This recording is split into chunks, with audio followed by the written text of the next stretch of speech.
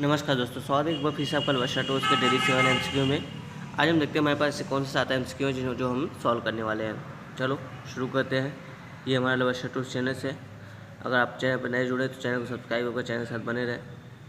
चलो question number 1 की तरफ आते हैं। गदर पार्टी के संदर्भ में निम्न कथनों पर विचार करें आप। गदर पार्टी आपने सुना ही होगा, मॉडर्न इंडिया का है ना।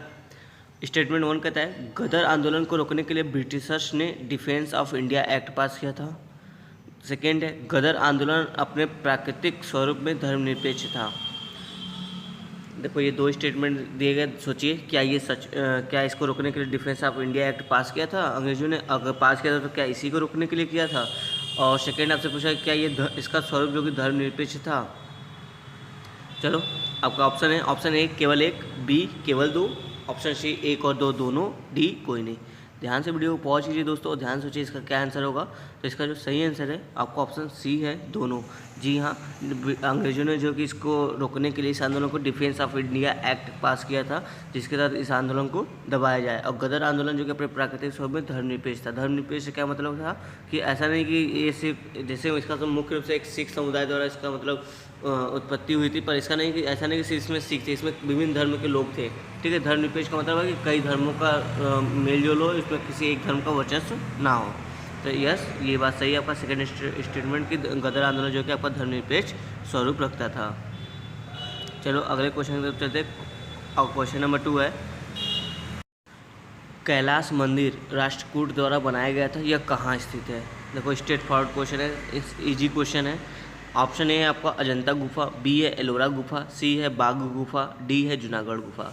ठीक है, ये चारों जो गुफाएं दिए गए इनके बारे में आपको पढ़ना मस्ट है, क्योंकि आपको देखोगे हर 2 साल पे एक ना एक क्वेश्चन इस गुफाओं से आ ही जाता है। ठीक है, तो चलो सेकेंड कैलाश मंदिर राष्ट्रकूट द्वारा जो बनाया गया तो कहाँ पर स्थित है? अपना सही आंसर दो। इसका जो सही आंसर होगा वो होगा एलोरा गुफा। ठीक है, देखो हमने लास्ट वीडियो में भी एक अजंता और एलोरा गुफा के बारे में पढ़ा था, यहाँ पर फिर से वही क्वेश्चन आ गया है। तो ध्यान रखो ऐसे, ये मतलब ये जो टॉपिक है ना, अजंता गुफा, एलोरा गुफा, बाघ गुफा, ये सब काफ़ी इंपॉर्टेंट होते हैं, तो इसको आप अच्छे से तैयार करके रहिएगा। ठीक है तो इसका जो सही आंसर है क्या? बी। निम्न में से कौन सा कथन असत्य है? ये आपका पॉलिटिकल क्वेश्चन आ गया, पूछा है असत्य, ध्यान रखना ये गलत कथन पूछा है। ठीक है, ऑप्शन ए है 1813 चार्टर एक्ट के तहत ईसाई मिशनरियों को भारत में कार्य करने की अनुमति प्रदान कर दी गई। बी 1813 के चार्टर एक्ट के द्वारा भारत में कंपनी के एकाधिकार को पूर्णतः समाप्त कर दिया गया। सी 1833 के चार्टर एक्ट के तहत गवर्नर जनरल के परिषद में चौथे सदस्य के रूप में विधि सदस्य को नियुक्त किया गया। डी 1833 के चार्टर एक्ट के द्वारा बंगाल के गवर्नर जनरल को भारत का गवर्नर जनरल बना दिया गया। देखो दो बातें कर रहा है, पहले दो स्टेटमेंट आपका 1813 चार्टर एक्ट से संबंधित है, सी और डी आपका 1833 के चार्टर एक्ट से संबंधित है। तो जल्दी जल्दी में मत समझना कि ये चारों एक ही चार्टर के हैं। ठीक है, ध्यान सोचो कौन सा इसमें से गलत है। वीडियो को पॉज करो, अपना आंसर दो। तो इसका जो गलत आंसर दोस्तों वो है आपका बी वाला गलत है। ये जो 1813 के चार्टर एक्ट की तरफ बोला ना कि कंपनी का एकाधिकार पूर्णतः समाप्त नहीं कर दिया, कंपनी को जो कि चाय और चीन पर एकाधिकार जो कि बना रहा, और जो ये पूर्णतः समाप्त किया गया था ये 1833 के चार्टर एक्ट के द्वारा किया गया कि अब चाय और चीन से भी कंपनी का एकाधिकार समाप्त कर दिया गया था। ठीक है, तो 1813 में जो कि समाप्त हुआ था लेकिन पूर्णतः नहीं हुआ था, उस पर उसका अभी भी चाय और चाइना पे से व्यापार जो कि बना हुआ था। ठीक है, और बाकी देख लो, यस स्टेटमेंट ए सही है। 1813 चार्टर एक्ट के तहत ही जो ईसाई मिशनरियों को भारत में कार्य करने की अनुमति दी गई थी। डी भी सही है कि 1833 के चार्टर एक्ट के द्वारा बंगाल का जो गवर्नर था उसको भारत का गवर्नर जनरल बना दिया गया था। चलो नेक्स्ट क्वेश्चन की तरफ चलते। देखो फिर से पॉलिटिकल क्वेश्चन आ गया। राज्य के यहाँ पे नीति होगा, ठीक है मिसप्रिंट हुआ, राज्य के नीति निर्देशक सिद्धांत के उद्देश्य, जिसको आप DPSP बोलते हो, कि उद्देश्य के संदर्भ में निम्न कथनों पर विचार करें। आपको बताना कि DPSP का उद्देश्य क्या है। स्टेटमेंट 1 है लोक कल्याणकारी राज्य की स्थापना करना, सेकेंड है धार्मिक राज्य की स्थापना करना, थर्ड है सामाजिक आर्थिक न्याय को सुनिश्चित करना। उपयुक्त कथनों में से कौन से सही हैं? ऑप्शन ए है केवल एक, ऑप्शन बी है केवल एक और तीन, ऑप्शन सी है आपका एक और दो दोनों, डी है सभी। ध्यान से सोचो दोस्तों, आपका DPSP का उद्देश्य क्या है? इसका जो सही आंसर होगा वो होगा आपका बी एक और तीन। ये धार्मिक राज्य की स्थापना करना गलत है। क्यों? क्योंकि देखो हमारा संविधान क्या है क्या बताता है कि हम भारत जो है कि धर्मनिरपेक्ष राज्य है ना, तो धार्मिक राज्य तो हम इंडिया को बना नहीं सकते। तो इसका जो मुख्य उद्देश्य है वो है लोक कल्याणकारी राज्य की स्थापना करना और सामाजिक आर्थिक न्याय को सुनिश्चित करना। ये साफ साफ DPSP में आपको लिखा गया है। ठीक है, चलो क्वेश्चन नंबर 5 की तरफ चलते हैं। निम्न में से किन नवीकरणीय ऊर्जा की मात्रा भारत में सर्वाधिक है? अभी देखो जो भी नवीकरणीय ऊर्जा है भारत में स्थापित है उसमें से पूछा उसमें किसकी मात्रा सर्वाधिक है। ऑप्शन ए है सौर ऊर्जा, बी है बायो ऊर्जा, बी है पवन ऊर्जा, सी है आपका बायो ऊर्जा, डी है हाइड्रो ऊर्जा। ये चारों जो नवीकरणीय ऊर्जा है इसमें से बोला कि किसकी मात्रा अभी तक भारत में सर्वाधिक है। चलो तो इसका जो सही आंसर है बी पवन ऊर्जा। हो सकता है आपको सौर ऊर्जा में कन्फ्यूजन हुआ होगा, लेकिन पवन ऊर्जा का जो कि सबसे ज़्यादा इस समय मात्रा भारत में स्थित है। और देखो समझते हैं कैसे।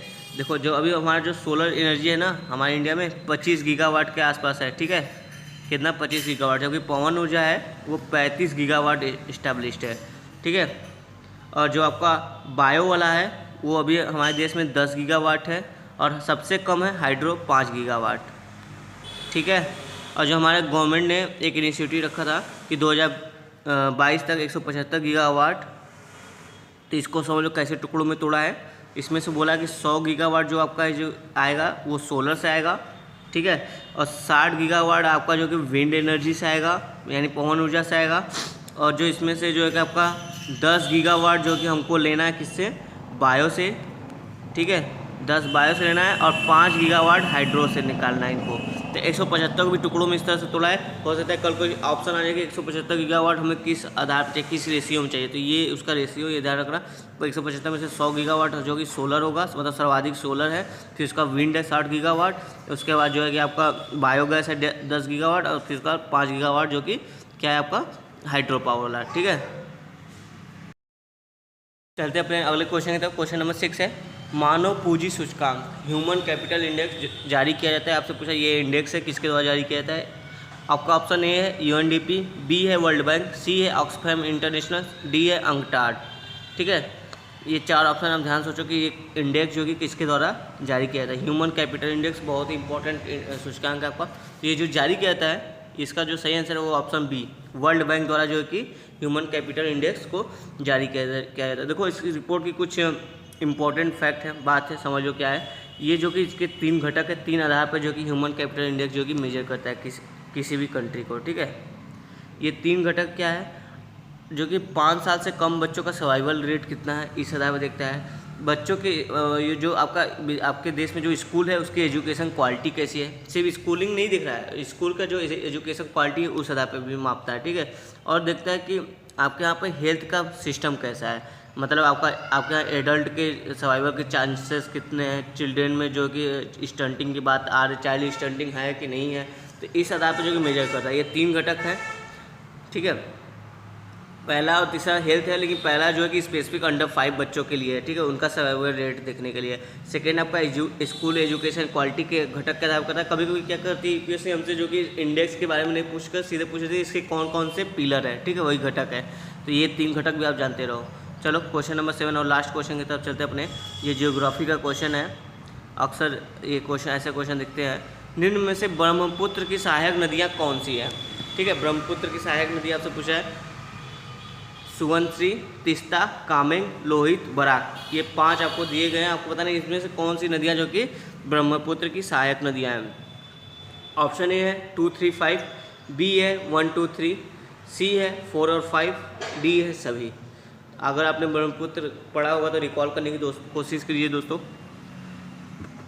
कि क्या ये सभी हैं या फिर इसमें से दूसरा, तीसरा, 5वां है, केवल 1, 2, 3 है, केवल 4 और 5 है। तो इसका जो सही आंसर है दोस्तों वो होगा ऑप्शन डी। ये जो सभी नदियाँ दी गई हैं ये ब्रह्मपुत्र की सहायक नदियाँ हैं। सुबनश्री, तीस्ता, कामेंग, लोहित, बराक। ठीक है, आओ देखते हैं और कौन सी सहायक नदियाँ, इसको थोड़ा सा मैप से समझ लेते हैं।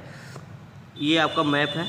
ठीक है, समझो ये यहाँ से ब्रह्मपुत्र कहीं से आपका जो कि तिब्बत से ओरिजिन होता है, इधर से ओरिजिनेट होते हुए आपका जो कि अरुणाचल प्रदेश से एंटर करता है इंडिया में और अरुणाचल प्रदेश से होते हुए चला जाता है बांग्लादेश में। ठीक है, तो आप देखो इसकी जो सहायक नदी है इसके कुछ नाम है। जैसे देख लो यहाँ पे जो सिक्किम से निकलती है तीस्ता नदी, मानस नदी आपको असम में मिल जाएगा, बेकी नदी, कामेंग, सुबनश्री, लोहित, दिव्यांग और ये जलढाका ऐसा कुछ है। और देख लो ये मैंने साइड में लगा दिया है उसके जो सभी है। देखो वही दिबांग है, लोहित है, ब्रीदिंग है, धनश्री है, सुबनश्री है, कामिंग है ना, आपका मानस है, संकोच है। देखो एक संकोच भी था यूपीएससी एग्जाम में, मुझे याद है कि एक ऑप्शन में ऐसे ही पूछा था ब्रह्मपुत्र की साइड थी, वहाँ पर संकोच वाला जो कि ऑप्शन था उसमें, ठीक है। और आपका ये तिस्ता हो गया, ये पद्मा हो गया। जब बांग्लादेश में चली जाती है तो इसको क्या बोलते हैं, पद्मा, गंगा के साथ मिलती है जब, ठीक है। ये रहा आपके ब्रह्मपुत्र की सहायक नदियाँ। और ये रहे आपके 7 MCQ। ये हमारा लवर्षा टूर चैनल, अगर अभी तक आपने इस चैनल को सब्सक्राइब नहीं किया तो चैनल को सब्सक्राइब करके जुड़िए। धन्यवाद दोस्तों, मिलते हैं अगले वीडियो में आपसे।